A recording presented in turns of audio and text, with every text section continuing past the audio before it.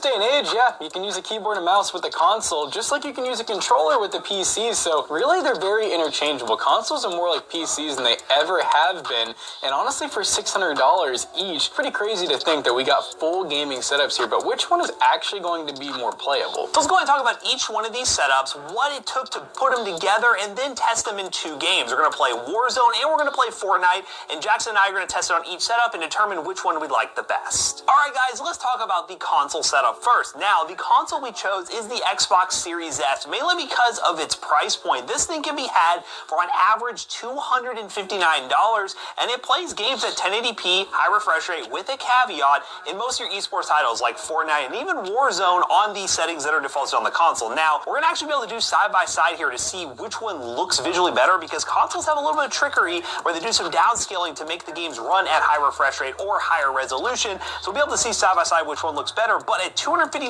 regardless of all that, it's a really competitive price right now. Now, with this setup, I actually had a little bit of extra money to spend, so I was able to get some Xbox Series S accessories to make this setup a little bit more advanced. Now, what I ended up getting was this dock, which is called the vertical cooling